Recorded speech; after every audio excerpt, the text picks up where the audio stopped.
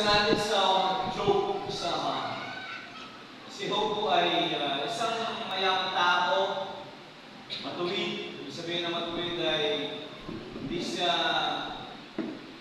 problema sa lugar nila.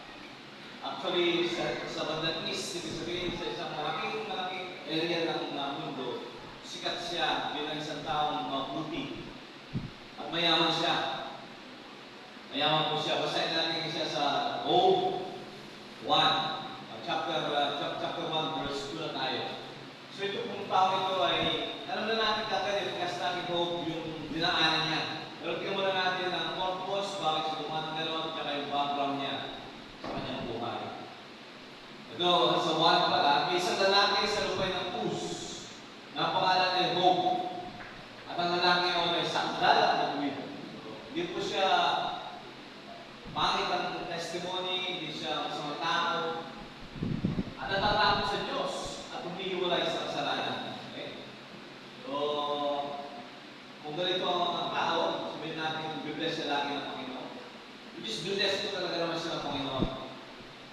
At may nanganak sa kanya na pinanganak na lalaki at 3 anak na babae, siya sa 10 anak. At ang kanyang pag-aari naman ay 7,000 tupa. Dami po yan, no? 7,000. At 3,000 kamelyo, 3,000. At 500 magkatuwang na baka. 500 magkatuwang, so 500, 1,000 na baka. At 500 asong babae at isang totoong malaking sambahayan. Nanubat ang lalaki ko ay isang sambahayan yung mga alipin. Malaki ang kanyang mga sasabupan niya, malaki ang kanyang employment, kanyang mga kanyang tao marami. Malaki ang kanyang kumpanya, kumpagasa, marami siya ng empleyado. Nanubat ang lalaki ito isang pinakadakila sa lahat ng mga anak ng silanganan. Silanganan, east. East, west, north, south. Sa east. East sa kanila. Ang kanyang mga anak ay nagsiyaman. So, ang problema nito, ang story nito, kung basta chapter 12, verse 13. Siya po ay sinubok ng Panginoon. Kasi, very proud ang Diyos sa kanya. Sabihin na, tuwa ang Diyos sa kanya. Tapos sabi sa taas, kaya ka lang natutuwa niya kasi binibless mo eh. Ba't hindi mo subukang tanggalin yung kanyang mga pag-aari kung sasako pa sa iyo? Tapos ang Panginoon, ito ginawa ng Panginoon. Siyempre, Panginoon, sovereign po yan eh. Hindi mo natin pwedeng tanungin, Panginoon, bakit mo ginawa? Ang ginawa ng Panginoon, sige sa taas, sabi niya, nasa kamay mo na kung anong gusto mong gawin kay Job. Kung anong gusto mong gawin sa kanya, huwag mo lang kukunin ang kanyang buhay. Napakabigat ng ginawa ng Panginoon. Napakabigat ng ginawa ng Panginoon kay Job. Huwag mo lang papatayin, pero bahala ka na sa taas kung anong gusto mong gawin sa kanya. Nilimit lang ng Panginoon sa Satanas kung anong gagawin niya kay Job. Alam nyo, si Job, sa Satanas ko, walang magagawa. Maliban na ibahin tulong ng Panginoon. Hindi ka siya na namin nag-permit eh. Maliban na huwag mong tatanggalin ng kanyang buhay, papatayin, pero bahala na kung gusto mo gawin. Siyempre, Satanas, isasagad niya yan. Huwag lang yung limit. May limit siya, pero isasagad na lahat niya. Ito nga ang nangyari. Verse 13, at nangyari itong lahat ng masasabi natin parang kamalasan kaya sa buhay niyo, sa araw lang. Sa mayamang tao. Sa araw. Di ba tingnan sa buhay niyo, minsan pagka kayong mga problema, sabay-sabay. Diba? Sabay-sabay eh. Financial, relationship, talagang hindi mo pa alam kung gagawin mo ng problema, mayroong nagre-report na naman. Anong nangyayari? Ito nangyayari po sa araw na yan. Nangyayari sa araw, na ang kanyang mga anak na lalaki at babae nagsisikain at nagsisinom ng alak sa bahay ng kanilang kapatid na panganay, na dumating isang super hope. Nagsabi, ang mga baka ay nagsisipag ng araro at ang mga aso ay nagsisipagsabsab sa sining nila. At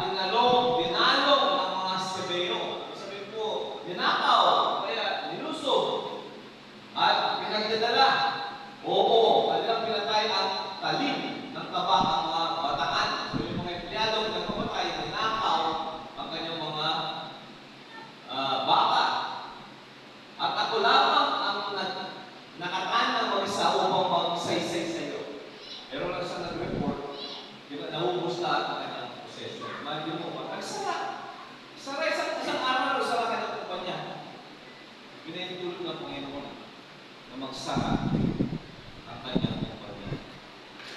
Siya, verse 16, samantalang sinagsasalita pa. So, yung nagre-report pa lang yung reporter 1, yung sa kalipin, hindi pa tapos, andyan na naman yung isa. Ay dumating naman yung iba, nagsabi, ang apoy ng Diyos ay nalaglag mula sa langit, at sinulog ang mga lupa. Yun po yan. At ang mga kabataan, at pinagsupo, at ako lamang ang nakataan ng mag-isa o pamagsisay. Hindi lang na namamatay mga tubo, pati mga nag-aalaga.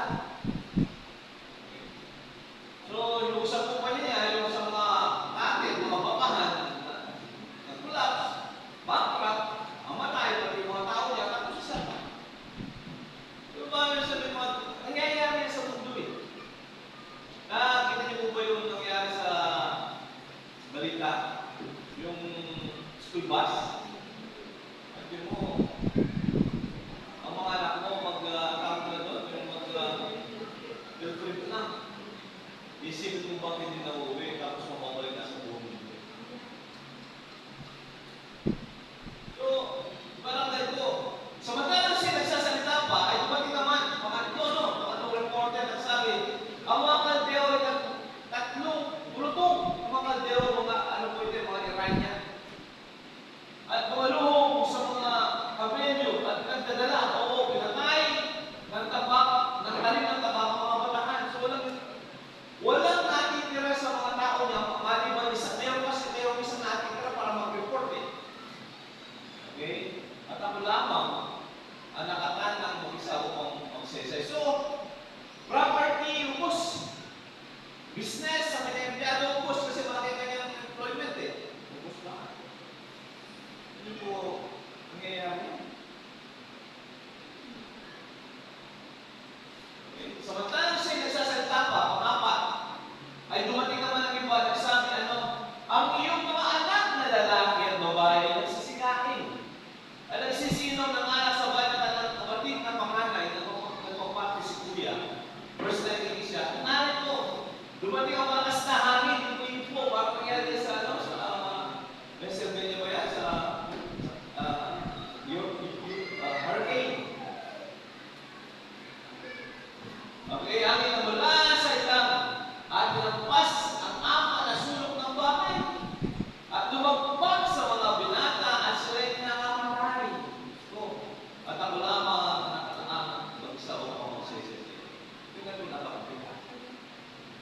Amen. Naman nga ko'y bumangon si Job. Naubos ang kanyang property, naubos ang kanyang business, sarado. Tapos yung mga anak niya, the same day yan, sa araw, patay.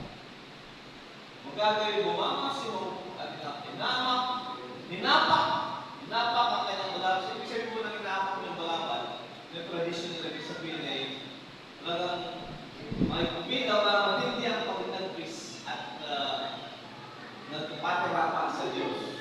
Para mayroong pagsisisiyan pagsamba. Hinahita ng kanyang ulo na nagpatirapa sa lupa at sumamba. Hindi siya bitter. Hindi siya mapay. At sinabi niya, bubad ako lumabas sa bahay bata ng aking ina at bubad na babalik ako noon. Ang Panginoon ang nagbigay at ang Panginoon ang nagkalis. Purihin ang pangalan ng Panginoon. Sa lahat ng ito, hindi nagkasala si Job. Hindi na rin mamamam. Hindi niya na rin mamamam. Sa mga nangyari, parang, Panginoon, paano ko nakagaw yan? Pagka bitter ka, hindi ka malapit sa Panginoon, Panginoon, hindi ka pala maasahan eh. Hindi mo pala kaya ng ingatan ang pinapagatuloy ko sa iyo. Mga sinasabi ko pala Panginoon, hindi mo naman tinutupad eh. Pero sabi niya, sa lahat ng ito ay hindi nagkasala siya, hindi narin ang mga Diyos. Nanisip niya, ang Diyos ay alam niya ang ginagawa. Pinahintulot ng Panginoon niya. Bisa 42, So, chapter 1 yan, no? Sa chapter 42, 42 ng Job, verse 10. Kanina, ilang libo yung kanyang baka? Ito, no? 1,000. Marami yan, ano man? Siguro, meron itong libo rito, baka mapupuno na itong mga narito, no? 1,000 baka. Siguro yan, no? Ngayon, dahil, although maraming discussion pa dyan eh. Maraming discussion, pero nakita kay Job, meron siyang pagpiniyabang din ang interest. Kasi ang dami yung musga sa kanya, mga kaibigan niya. Basahin niyo yung story ako, kaibigan niya, kung paano pwede sabihin na wala naman sa katotohanan. Pero ito yung final. Verse 10. At inalis ng Panginoon ang pagkabilang nito ni Job ng kanyang idalangin at ang kanyang mga kaibigan at binigyan ng Panginoon si Job ng makalawa na higit sa dami sa kanyang tinatangkilik na dati. Ilan ang kanyang baka naman? 1,000. Na magkabili ng sipakuan sa kanyang lahat ng mga kapatid na lalaki, babae at lahat ng mga kakilala mo na. Kung babasahin mo yan sa English, ay sinabi talaga niya siya kung yung mga verse 12. Okay? Pero parang dito lang. Ito. At siya'y nagkaroon ng 14,000 lupa. Ang lupa pala. 14. Ang nag-times 2 na kaman. Dahil na, 2,000. Times 2, 14. At 6,000 kamelyo. Kanina 6,000? At 3,000 ba kanina? 1,000 buwang na baka. Kanina kasi, limang tuwag eh, limang magkapares. So ngayon ay 2,000. So times ko naman. At 1,000 asong babae. Tapos pinalitan na kami naman yung mga anak, mas maganda raw. Pero ilan ang asawa dito namatay. Kasi kung namatay ang asawa niya, wala binigay siya ng dalawang asawa. Dito naman. Hindi namatay kasi asawa niya. Pero ang gusto ko lang siya sa inyo, konti lang ito. Sa mundo ito, sabi nga sa John 16:33 siya. Sa John 16:33, hanggang ngayon po, sa mundo ito, meron tayong problema. Dahil yan. Ang walang problema lang pag-ala sa langit tayo. Ang walang sa mundo sa langit, wala nang pagsubukin. Pero dito maraming testing. Minsan ayaw mo, talagang ayaw mo. Tulad ni Job kanina, hindi naman nakita kagad yung kapalit eh. Hindi naman nakita kagad yung pagpapala. Ang nakita niya, matagal pa yun. Matagal pa yung pagpapala. Ang nakita niya, naranasan niya yung mga kamalasan. Nagkabukol-bukol na apang po yun eh. Puno-puno siya ng bukol. Okay? Pero nung baguhin siya ng Panginoon para daw bang kanyang kutis baby. Sabi niya nito, sa sanlibutan ay meron kayong kapigantihan. Dito sa mundo nito, meron tayong kapigantihan, mga kapatid. Nakasakit tayo. Nalulugi tayo. Wala mong perfect dito. Inaalaw ng Panginoon yan. Pero sabi, muling taksan ninyo ang loob, aking daligang sanlibutan. Amen? Ang sanlibutan ito, meron po tayo kapigantihan. Kaya huwag mo sabihin, huwag tayo umusga, ikaw, pinalawa ng Panginoon kasi sa bayan kayo. Si Job na rin ano, nangyari si Job siya ay matuwid. Di ba matuwid siya? Mabuti. Wala siya kasi tuwid doon sa east.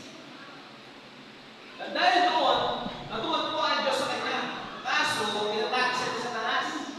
At binigyan ng authority, ng permission ng Diyos sa Satanas. Alam niyo po, ang inaatake talaga ng Satanas ay yung mga lingkod ng Panginoon na malalaki sa kanya.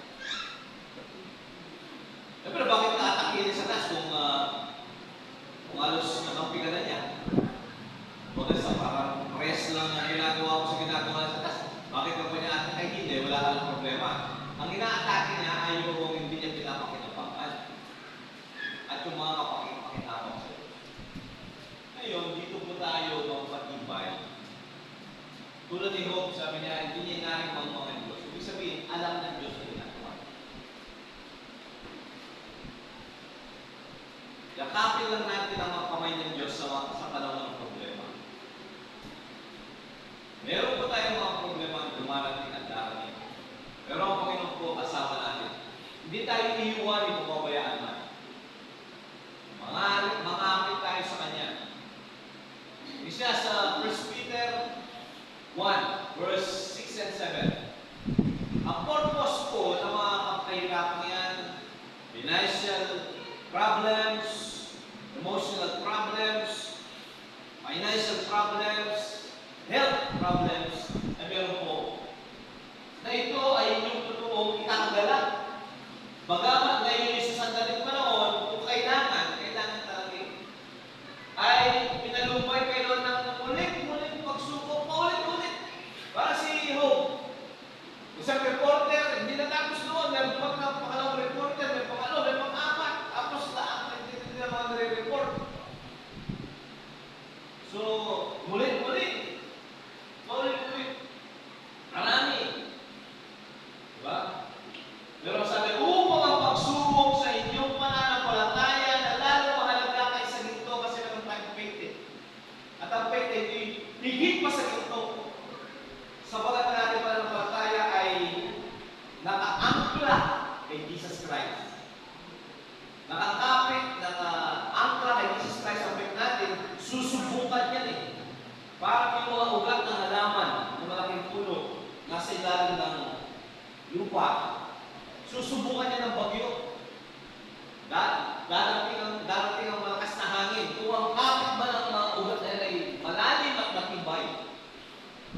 Ngayon, pagka sumubok yan, dumating ang hangin, lalo bang kumakapit siya? Lalo tumitibay yung mga ugat. Yung mga halaman daw, mga puno na hindi dinadaan ng mga bagyo, marupok. Marupok yan. Marupok na mga ugat. Pero yung mga laging dinadaanan ng mga hangin, yung mga punong yan, yung mga ugat, matibay. Yung magpipin ko natin, upang sabi, ang iyong pananampalataya na mas mahalaga kaysa sa ginto, na nasisira, ang ginto nasisira, natin pwede nasisira eh. Ang ginto po kasi, pwede mawala eh. Okay? Ang ating faith in Jesus Christ forever yan. Magaman ito'y sinusubok sa pamamagitan ng apoy. Parang naalala ko nga yung kaibigan ni Daniel, si Shadrach, Meshach, Abednego. Sumasamba sila sa Diyos. Dahil sa kanilang pagsamba sa Diyos, ay nilagay sila sa apoy. Mainit na apoy. Pinainit na sobrang pag-init na apoy. Nung iyagis sila sa apoy, yung mga naghagis na matay sa sobrang init. Nung iyagis sila doon sa bunganga ng parang malaking lutuan, iyagis sila ganoon, yung mga naghagis na matay. Pero nung nila, sa trap siya kabitin ganoon, iyagis ng ganoon, nung andra sila doon sa loob, naging apat sila. Sino yung pang-apat? Jesus Christ, sinama sila. So, kaya doon sa apoy, o sa tubig man, tulad ni Jonas, sinagin sa tubig. Sinamaan ng Panginoon, binigyan siya ng malaking isda. So, sa tubig, sa apoy, hindi ka iiwanan ng kasama ka.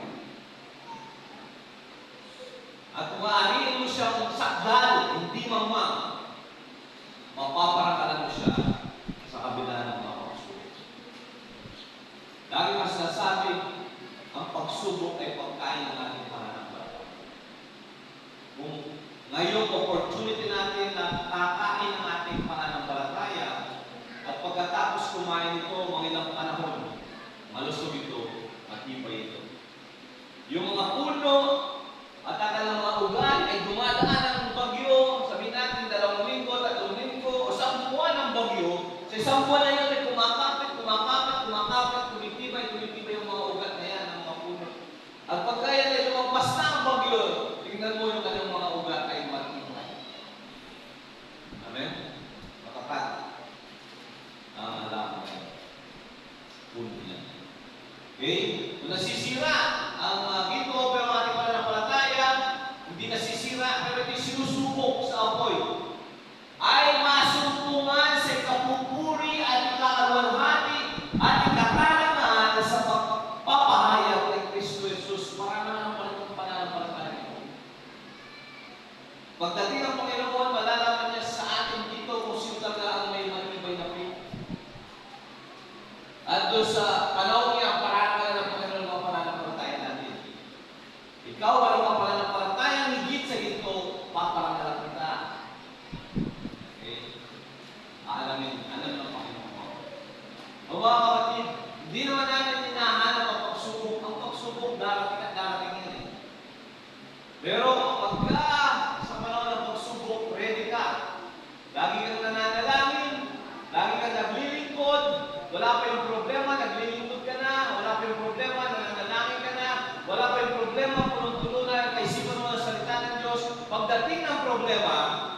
Balot ka ng nakabalot ka ng lakas ng Panginoon. Siyempre, maano ka rin.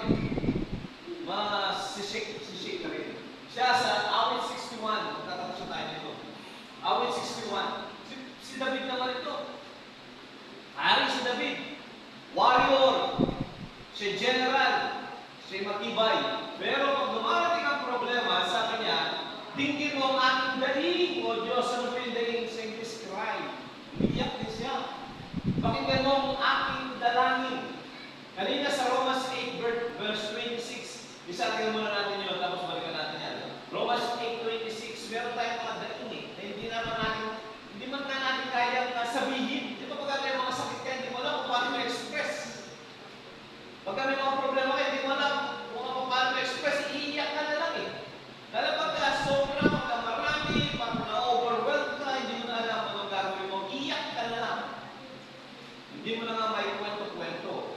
At ayun din naman, ang Espiritu tumutulong sa ating kahinaan. Sa mga hindi tayo marunong manalangin na nararapat po na Espiritu rin ang namamagitan. Dahil sa ating mga hibik, ano ba yung hibik? Sasayin na kamo, marami kayo kapapangan. Na hindi maisaysay ng pananalita. Hindi mo na masabi kung ano ba yung masakit mo, masakit ba yung ngipin mo, masakit ba yung likod mo. Sobrang dami, parang si Job, hindi na alam.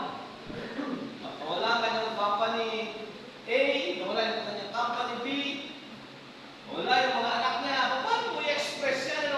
Tatanungin mo, anong nararamdaman mo ngayon?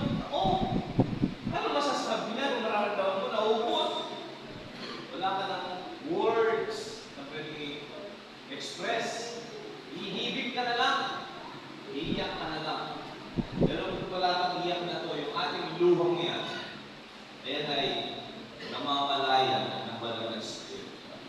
Nutulungan tayo ng Banal na Espiritu sa ating mga hibig na hindi maisaysay ng pananalita. Sa ibalik ko sa awit, Psalms 61.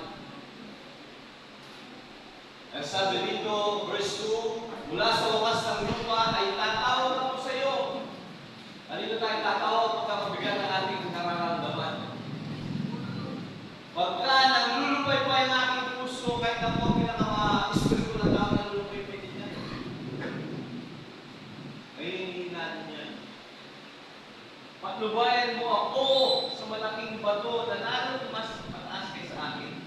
Isa sa English nga nakakaganda ito. Ibig sabihin, ilagay mo ako doon sa batong mas mataas sa akin. Sino po yung batong yun? Lead me to the rock that is higher than I. Sino yung batong yun?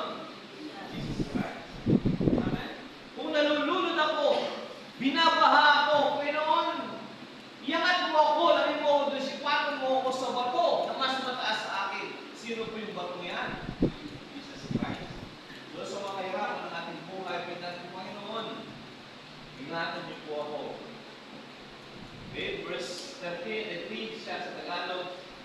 Verse 3, sabi niya, awit 61, verse 3, sapagkat ikaw ay naging aking kanlungan, matibay na mukog sa kaaway. Ako'y tataan sa iyong tabernakulo, magpakailanman. Ito, decision ko na ito eh. May sakit ka, may nararamdaman ka ng decision mo. Isusumpa mo ba ang Diyos? Ito yung pinapagawa niya eh. Ito po yung gustong ipagawa ng asawa ni Job. Sabi ng asawa ni Job, nagkabukol-bukol na si Job, nawala yung mga anak nila, nawala yung nagpala nila, nagkabukol-bukol.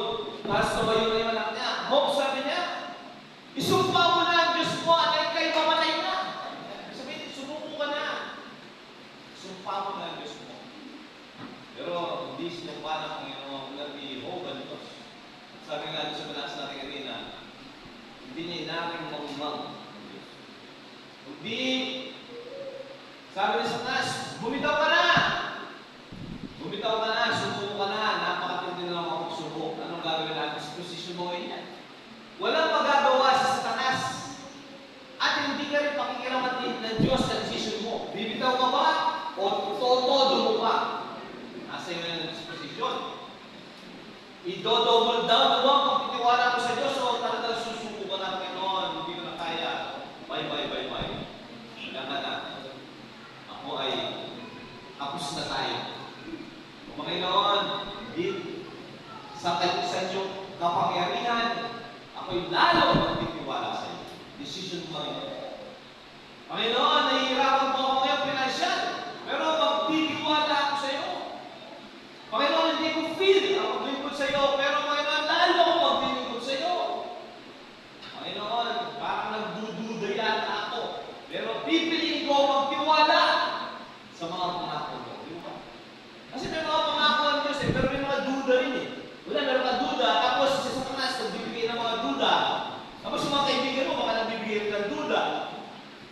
Yung mga marites, dinidiscourage ka pa. Sino ngayon ang pipili mo? Decision mo yan. Naniniwala na yung mga nagdududahan ka sa tanas o sa sarili mong discouragement? O sabi mo, Panginoon, hindi ko man naunawaan, pero aarihin kitang mahusay at matalino, hindi kita aarihin mamang. Alam mo, ang ginagawa mo, magtitiwala lang ako sa iyo. Amen po ba? Ito pong nangyari doon sa mga kababayan namin sa Masantol. Malawli. Mga pinsan namin din yan at mga kapag-anak. Itong isa, classmate ko yung tatay. Hindi na makita yung mga anak nila. Binagyo. Nung 4 days na, alarma na sila. Naganap na, nag-post na, 5 days. Tuloy-tuloy ang paghahanap. 6 days wala, 7 days wala. Ang makita. Lakas ang bagyo. 8 days, 7 days wala. 9 days, 10 days. Anong gagawin mo? Wala kang... Ano itong mga ito mga biyahero, parang mga trabaho-bebe. Trabaho pang papapangan, mga biyahero. Mga nagtitinda lang mga sambabayan, nagpakuta. Eh, sila po ay pumunta sa Palawan. Sa mga isla-isla doon, parang lapit na sa Sabay yan. Ngayon, silang bumagyo na wala. Meron ko silang bangka. Yung classmate ko nagpo-post, mga sabi ko lang, kung 10 days yun, o 9 days, sabi niya, Lord, sabi niya, kasi marami na nagsasabi, patay na yan, di mo, 10 days, 11 days, 8 days, patay na yan. O kaya, may mga nagsasabi kasi may sumakay doon sa kanang bangka, 4 na tao, so may nag-iisip na tao, baka mga kriminal yun, hindi na patay sila. Marami nang discourage, marami nang mga conclusion na, lalo yung mga marites. Pero sabi ng classmate ko, naglalako siya, si Lord, sabi niya, Lord, sabi niya, hindi ko ako nawawalan ng pag-asa. Nadarating ng aking anak. Anak niya, 20 years old. And then, on the 30th day, ay may balita sila nakakalimutan pa. At meron ng maliit na bangka na tumulong sa kanila sa bangka at hinila yung bangka. Doon sa area na nakakalayo sa gitna ng dagat. Kung hindi pa sila nakakita doon, baka kinabukasan mamamatay na rin sila. Kasi iniinom nila, masalamat nila, may ulan eh. Yung iba daw, iniinom nila pati na alat eh. Kaya iniinom mo kasi alat, lalo ka lang mayurapan. Kinakain nila, handa na dumadaan na mga pwedeng makain na sa dagat. So, ano po yung gusto dito mga kapatid? Meron tayong makakapagsubukan ng darating na ganyan. Pagka tulad ni Job at ng mga kababayan namin na ulit-ulit po sa araw walang pag-asa, si Job naman, reporter 1, reporter 2, mga negative ang report, parang nagdilim mo ba? Hindi mo lang kung may liwanag ka eh. Masasabi mo, katapusok mo na yata kayo na.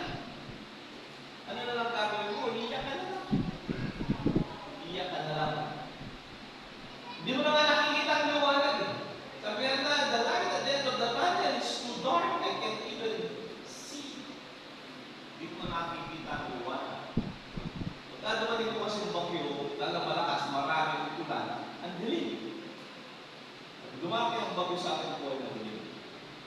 Pero doon sa kadilimang yan, tulad ni Sadrach, Meshach, at Abednego, tulad ni Jonas sa tiyan ng malaking isda, tulad ni Job sa maraming mga pagsubok, isang Diyos hindi ka iiwan, hindi ka babayaan ang dinilis. Akala mo lang ang bilis nagmamalasakit, pero ang dinilis yan. Kumapit ka. Kapitan mo ba siya? I-doble mo ang pananampalataya mo. May mga pagdududa, natural lang nagdududa tayo. Pero kung pipiliin yung pagdududa, ang daan ng pagdududa, i-reject mo. Dito ka sa daan ng pagtitiwala, dumaan. Amen po ba? Dahil sa mga crossroad ng buhay natin, dito ba ako sa kaliwa o sa kanan? Dito ba ako magdududa naman ito? Lalayin ako o lalo ako magkakabos? Doon ngayon, papapatunayan, kung ikaw'y magtatagumpay o hindi. Pagka pinili mo ang magtiwala sa Diyos na talumpay para kapit, papakita siya ng Panginoon niya. Dalangin ko, lahat tayo sa mga panahon ng pagsubok, piliin natin magtiwala sa Panginoon. Kaya kailangan yung nananalangin ka. Kailangan nagtitiwala ka sa Diyos. Alam mo ba? Wala kang pwedeng masahan ng bigyan ng Panginoon. Mangako tayo sa ating Diyos. Hindi ka iiwan, hindi ka pabayaan. Nandiyan siya, tapat sa kaibigan. Iratapos ka na yan. Ngayon, ng mga kababayan natin, dumating na 13 days. Nakita nila, after 13 days, buhay na yung mga kababayan natin. So, ako nga, tapos na nag-pray doon.